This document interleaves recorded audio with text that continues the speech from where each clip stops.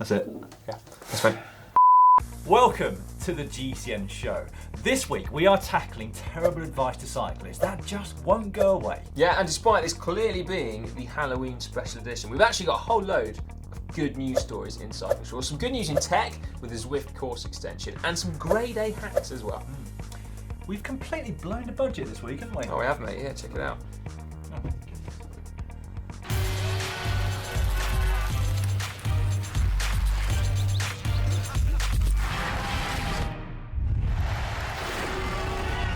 This week in the world of cycling, we learned that some mountain bikers are insane. There'll be more of that coming up in Extreme Corner, but there's also been some recent mountain bike insanity from somebody that's in this very building.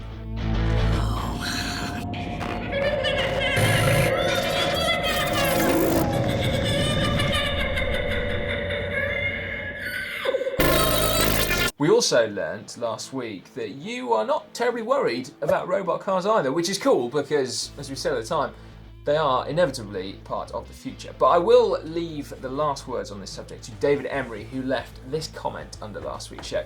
He said, "Driverless cars are a step in the right direction, but as a human who rides a bicycle, what I really want to see are more carless drivers. Automobiles are fundamentally incompatible with human-scale cities." Well, from some very wise words to some terrible advice. Now, as we all know, cycling is a tough sport, and as such, there are a lot of tips out there and a lot of advice to try and make things ever so slightly easier. Like, for example, changing to a much easier gear before you get to a very steep climb. Absolutely. As has been perfectly illustrated this weekend on Instagram by this video from Band of Climbers.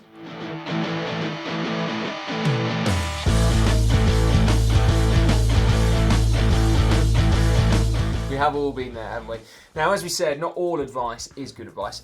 Some of it's frankly terrible, isn't it? Yes, long-term viewers of GCN will remember that this is a subject we have touched on before. For example, Matt, for a long time, believed that he needed to pedal backwards on descent to keep up the training effect. You feel it kicking in? Yeah, for sure. It should increase your heart rate on descent. Keeps you warm and it's very cold as well. Yeah. All the top pros do it. Yeah, it took him 19 years before he twigged that actually didn't do him any good whatsoever. Now, what about this one then, Dan? Sweating out a cold. So, whereby you try and get healthier from an illness faster by actually doing exercise. No, I have looked this one up and scientists have proven this to be a myth. Scientists have, actual scientists, Yeah. my word. What about then wearing really warm clothing for cycling at any temperature cooler than 20 degrees centigrade? No, well that's certainly rubbish advice for anyone living in the UK, because we'd only be outside in shorts and short sleeves riding 2, maybe 3 times a year if we heeded that Yeah, at advice. best, yeah. But anyway, artificially creating a warm effect for your body doesn't do you any good. No, I don't suppose it does. Nor, incidentally, does training for dehydration. That does not work either. Now, what about this, mate? This is going to be an interesting one. Sex before competition. Now, did you ever notice any kind of effect on your racing performance the morning after a wild night of unbridled passion? Well, I probably didn't get quite enough personal data to really create a statistically valid interpretation of this. No, that's what I mean. No. How about you? I did tend to abstain, actually. What, out of choice? No, I have a choice, unfortunately.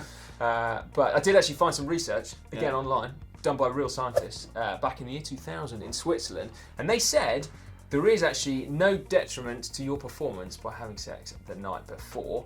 But what they did discover was that potentially it has a knock-on effect on your ability to recover if you have sex 2 hours before competition. 2 hours? Who does that? I don't know. So clearly no sex on team buses or in the car parks before bike races or sportives. Well, no, that's got to be good advice. I would have thought so, yeah. Well, I actually managed to find a study online which showed there could be a performance benefit from having sex before competition. This was from FSN Sports Science, who did an experiment with a boxer called Chris Bird. And what they found was after a week where he could have sex as much as he wanted with his wife, only couple his of wife, times, presumably, that he had 20% more testosterone, and also his punching strength increased as well versus a week of abstinence from sex. So sex could be just the thing for short, sharp efforts. Well, I guess you could say that. Maybe that explains the amazing career of sprinter Mario Cipollini. Maybe it does. Or even actually the career currently of Peter Sagan, because we have to say a big congratulations to Kate and Peter Sagan on the arrival of Marlon. I've been doing some research and some calculations, and I reckon that young Marlon was conceived just after Peter Sagan spent a week down under. Now, admittedly, he didn't win any stages this year at that race, but he did come second on 3 occasions. True gentleman then. Well, moving away from sex and cycling, what about alcohol before competition, Dan? Now, you must single-handedly have proved this one to be a myth, haven't you? Well, yes, I've done some online research, Si, and the news is not good. This really? seems like the advice of not to drink before competition is probably good and not a myth at all. Alcohol is pretty bad for you. Amongst other things, it disrupts your sleep and reduces your glycogen storage capacity, although it does apparently increase cortisol levels. That one's bad as well, mate. Oh, well, in that case, there are no positives to drinking alcohol. No. Oh well, perhaps not too big a surprise, that one then. Now, winter is also a time for some pretty enduring poor cycling advice, such as not using your big chain ring before Christmas. No, or not using your small chain ring after Christmas. No, total rubbish. Also, hardening the flip up. Now, there is nothing wrong with being a fair weather cyclist and choosing only to cycle when it's warm and dry and not windy, like a couple of days a year here in the UK. Yeah, no, this is rubbish advice. If you want to stay nice and warm, not get wet, not get freezing cold, not push yourself beyond human limits, that is absolutely fine and completely your choice, and not in any way, shape or form a sign of weakness. I think we've touched the nerve on poor Lloydie.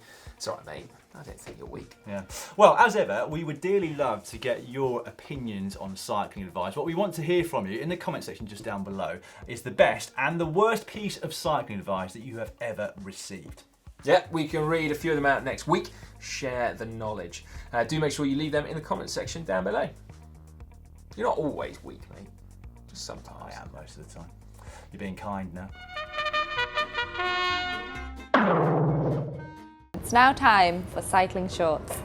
We shall kick off cycling shorts this week with some more news from the Netherlands, who, as you well know, are often at the forefront of all things which help us cyclists. And they've taken yet another step in producing this, which is the world's first ever 3D printed bridge for cyclists. The bridge is 8 metres long, 3 metres wide, and it is made using multiple layers of squirted concrete. Squirted concrete. Squirted concrete, which is then reinforced using steel cable. Very cool. That is very cool, isn't it? It's no surprise, really, that cycling in the Netherlands goes from strength to strength. And actually, figures published very recently in the...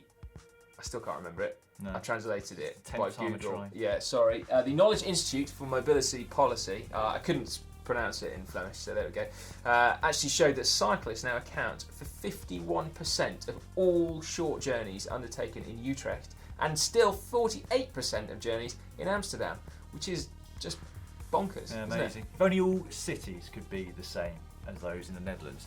Not quite on the same level as them, but some good news nevertheless for the cycling hotbed, which is Boulder in Hey, Colorado. Not just cycling, mate, also triathlon and yoga.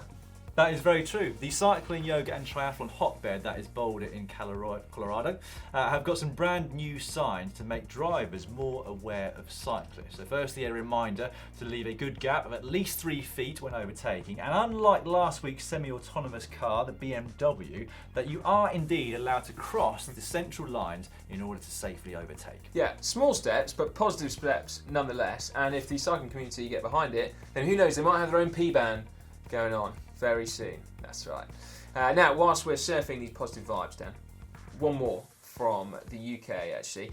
A lady called Jess Grimes took to Twitter to say that her dad was a really keen mountain biker, but due to an illness, he wasn't able to ride his bike anymore. But unbeknownst to him, his mates got together and got him an e-bike, so he can now keep riding with all his chums. How cool is that? That is brilliant. Absolutely. So fair play, Jess Grimes' dad's mates. You are all a bunch of legends. I would That's have amazing. loved to have seen the look on his face when they gave him that surprise. Yeah. That'd have been amazing. I'd have been bawling my eyes out. Yeah, well, I think it is safe to say that Strava Art, changing the subject, has been taken to a brand new level. Have a look at this.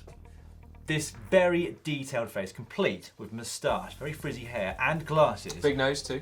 Yeah, very big nose, was done by Anthony Hoyt. So detailed though was it that he had to do 126.5 kilometres of riding to create it. Yeah, not only that, such was the level of intricacy of his route.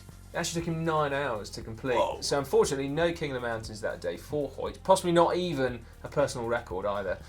The most important thing there here, Dan, I think, is to ask the question, who does it most resemble? Now, Matt suggested the Thin Lizzy frontman Phil Lynott, who we both had to Google. Actually, I disagreed and thought it looked more like Lloydie. Yeah, that looks nothing like me. Yeah, you look Firstly, like there's no patchy beard to start with. No, that's not 100 I will kilometres. take it that the nose does resemble mine slightly. In fact, that nose was probably a good 15 k's in its own, wasn't it? Probably was, isn't it?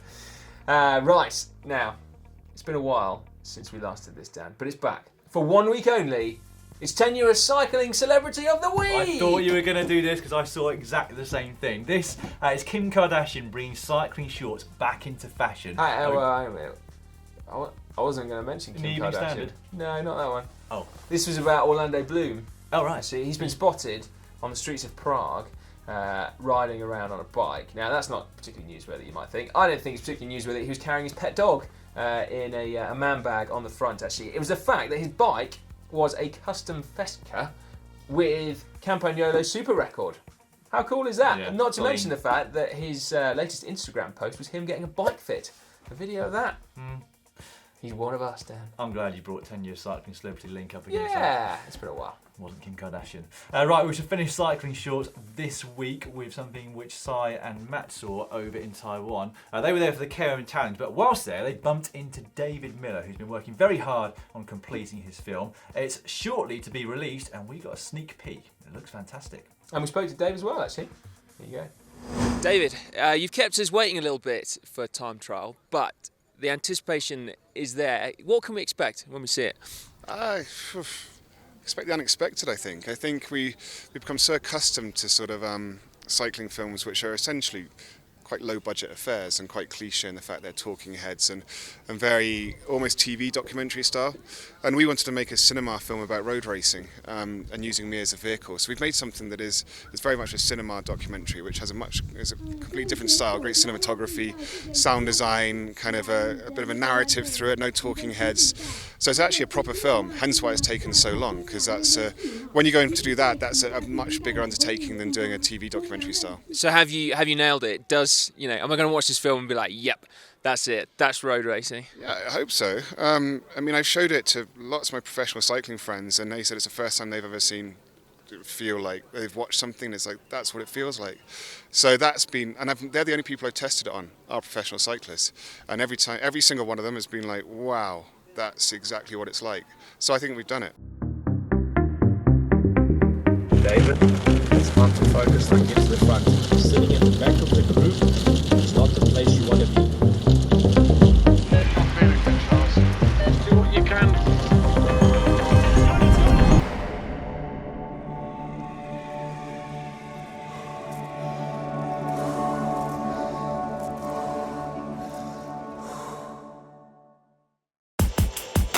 So, for Tech of the Week this week, I've got two cracking bits of tech for you. First up is the announcement of Zwift that they've just launched a new Mayan jungle route. That's right, you can ride from the comfort of your own home trainer through a Mayan jungle. Pretty cool, right? There's gravel roads, there's bridges, there's even a waterfall with mist that cools you down.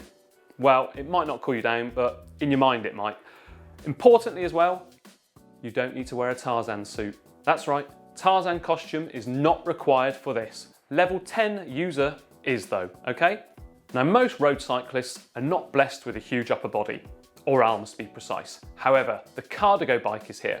It's been categorised as a full body workout, so you can work out your upper body and your lower body all at the same time. For myself and the other GCN crew, probably a blessing in disguise as we might be able to finally get some arms. Matt Stevens, you don't need to try it, mate. You've already got some arms. You win the gun show. Now, if I was to give it a go, I'd probably want to try it where I've got a soft landing, because the inevitable, for me anyway, is probably going to happen. With the road season dramatically quietening down, there was still time for one last hurrah. Hurrah! At the Shanghai Criterium. Lots of illustrious stars turning up to the race, including plenty from this year's Tour de France. Alberto Contador was there, once again pinning numbers on for the very last time. His last official race. Definitely, officially. we think. Chris Froome was also there, but he got beaten. Yeah, by Marcel Kittel in an arm wrestle. Unsurprisingly, I think you might say. He did make amends for it in the actual race itself, where he beat Rigoberto Urán and Warren Barguil. Yeah, there was some really hard-fought racing last week at the London 6-day track event.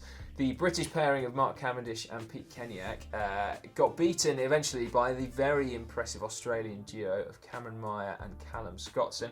And in the women's event, which was actually contested by individual riders as opposed to pairs, it was Katie Archibald who dominated, frankly. It was. And such was her dominance, in fact, that we are awarding Katie Archibald this week's Pro Wattage Bazooka!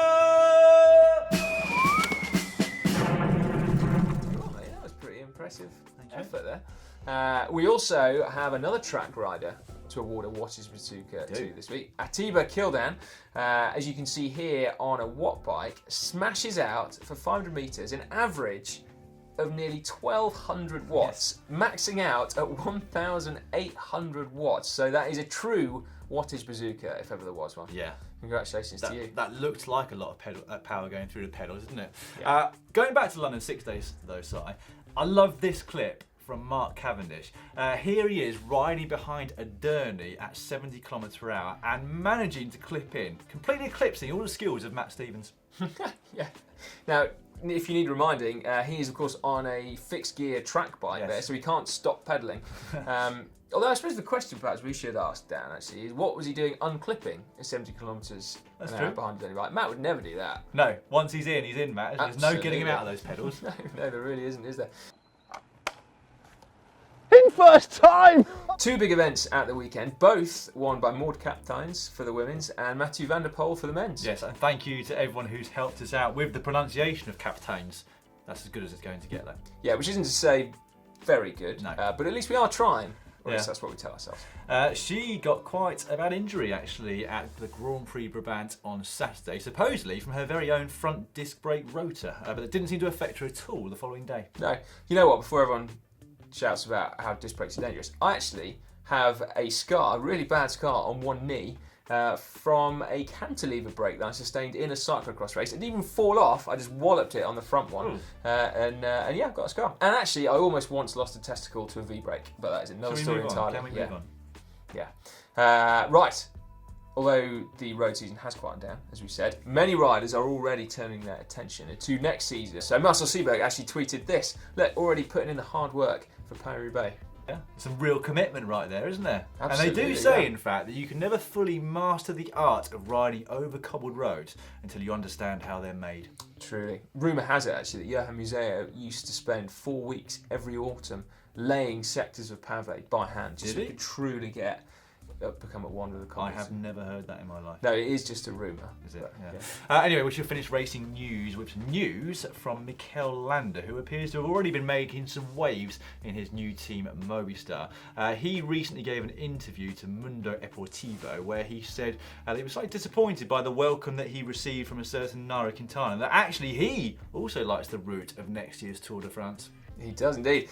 We saw this great tweet actually from Veloropa. He put it very succinctly. Mikel Landa, climbing skills, 10 out of 10. Yeah. Nice guy skills, 10 out of 10. Yeah. Choosing teams, 0 out of 10. Yeah, very true. It's time now for hack/bodge of the week. We're going to start with a grade A hack. This one sent in by Dan Kennedy. It solves that problem of hard-to-seat tubeless tyres. He created a homemade air compressor out of one of those little fertiliser things that you get for the garden. That is genius. Good job. Love Certified hack, stamped on right there. Yeah. In fact, we've got a lot of homemade products in this week's hacks and bodges. Next one comes in from Try Russell 3 over on Instagram. He's made his own homemade belt out of an old tyre. Looks very neat. Nice. Very cool, using a cyclocross file tread. Probably the coolest of all tyre belt You are tread so patterns. geeky. Yeah, well, yeah, right, sorry.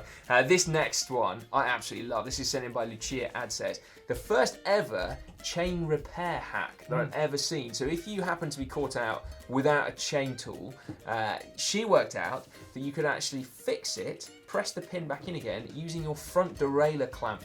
How amazing is that? Now, we did have a think about this. You would need a quick link, I presume, somewhere on your chain to actually be able to take the broken chain off your bike, fix it, and then put it back on again. But still, nevertheless, never heard that before. Grade A hacking right there. Got a lot of hacks this week as well, haven't we? Yeah. The next one, in fact, has come in from Fusion Peak. They've made their own saddle. A lot of pressure relief down the centre of that. I like the look of it. Yeah, based around an SMP, I believe. That's like a grungy saddle, a grunge saddle. Si actually wants one of these for his own bike if you have time to. Well, if I was ever to build up a cool fixie, that's the saddle I would want on there. That looks amazing. Right, well, let's finish up this week with this one from Black Rebel CC. Suffering with slippery shoes, they use some old inner tube on the bottom to add some grip, and it works a treat apparently. You know what that is, mate? It's a solution. Right, well, if you've got any more hacks or bodges that you would like to send in, please do so using the hashtag GCNHack on Facebook, Twitter, or Instagram. You're laughing internally, aren't you? I am not. You are definitely laughing internally. That was Not one single part of me, internally or externally, that's laughing at that. That was fine. Kind of a little bit. We've got some results now in Competition Corner.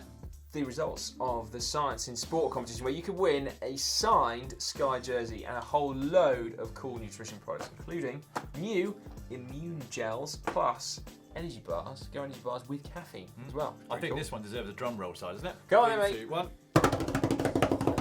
Well done to Mitchell Child. These will be winging their way over to you as soon as we get our hands on your address, so well done to you. Quickly moving on to the caption competition, the winner, let's remind you, gets a GCN Camelback water bottle. This is last week's photo, and the winner is Frantic147. UCI regulates everything except mullets, the very first thing that should be banned. Very good point, as well as being quite a funny caption there. Definitely worthy of the GCN Camelback water bottle. Now, this week's photo for you to get your teeth stuck into. Remember, if you want to enter the competition, it's as simple as sticking a caption in the comment section down below, and we'll choose the one we like the best, basically. Do you mind if I get started on this one, mate? Oh, go ahead, yeah. Stop! Hammer time! It's a bit unfair because viewers can't sing in the That comment wasn't section. I was rapping, mate. That was a rap. Very good, Si, very Thanks good. very much. Well, if you've got a better caption than Si, please do leave them in the comment section just down below. We'll choose our favourite next week and we'll be sending you out one of these. As a reminder, Frantic147, write to us on Facebook with a message with your address and we'll get that off to you soon. I'm looking forward to next week, Dan, because that is a good photo. There should be plenty of ammunition. So Yes, get those brain do your cells best. into gear. Yes, please do. Before we get on to what is on the channel this coming week, a couple of responses from what we put up last week. Firstly, hopefully you watched it, Si, how to track stand like did. a pro. I actually received an Instagram direct message from a certain Henry Howes who posted this video response. What you mean is he showed you how to do it? Yeah, put me firmly in my place. Here he is drinking a fake cup of tea Very well, in fact. and then track standing using just one leg. That So is hands impressive. off the bars. And then he got a few critics who said it's easier on a track bike. So he sent another video response, this time on a road bike, no-handed, eating a banana. Look at that. Fair play, Henry. That's good work, mate. Very good work indeed. All right, and if you haven't seen Emma Pooley's pro bike yet, I suggest you do. Loads and loads of comments there. She's won herself an awful lot of fans. She talked brilliantly through her bike, including Joel Klingenberg, who said she should be GCN's new presenter. I feel more smart already. To which Seb K replied, asterisk, smarter. To which Joel Klingenberg replied, Emma hasn't taught us that yet, which Very is good. probably the best response to a snarky YouTube comment I've ever heard. So fair play, lads. That is an Yes. excellent little bit of dialogue going on for both of you.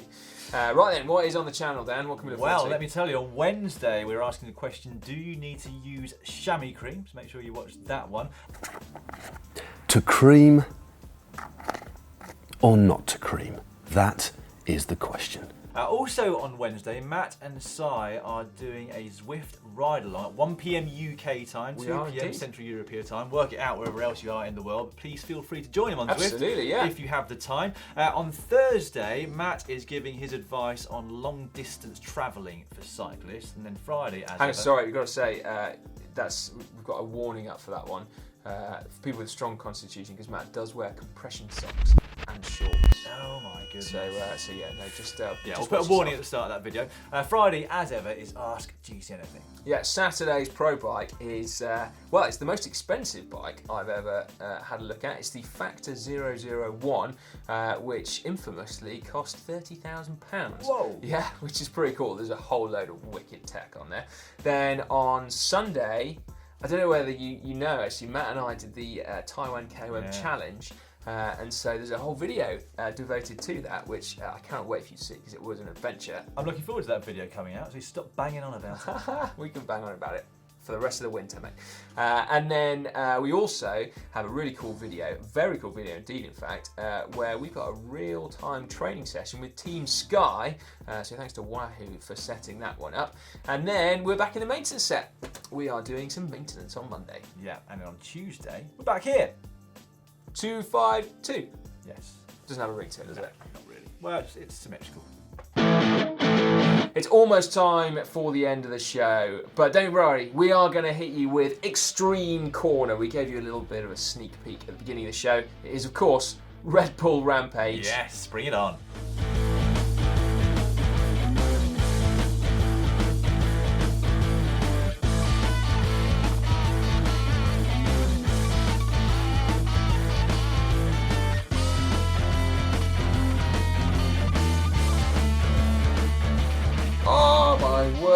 Every year it impresses, doesn't it? They are utterly mind-blowing. Although, to be fair, they almost make it look so smooth at times that you kind of forget that they're doing 80-foot drops and 60-foot gap jumps. Make it look too easy. Basically, yeah. They should send us down there. It would make it look hard, wouldn't A bit like us going downhill, but not really. Or Matt clipping in. Yes, he does make that look easy sometimes, doesn't he? Right, well that is the end of the show. Quick reminder that if you'd like to buy any of these hoodies or a lot of other merchandise over at the shop, just head to shop.globalcyclingnetwork.com and you will find it all there. Should be a link somewhere on the screen right now. Yeah, do also give this show a thumbs up. We really appreciate that. And make sure you subscribe to GCN as well. To do that, just click on the globe. Now, you've probably had enough of Halloween after it's been in your face throughout this entire GCN show, but if you haven't, make sure that you click just down here where you'll see Blake from GMBN doing his 7 freakiest tricks. Yeah, and so if you are Halloweened out, why not check out Emma Pooley's Pro Bike? We talked about it just a moment ago. It's definitely worth a watch. That was just down there.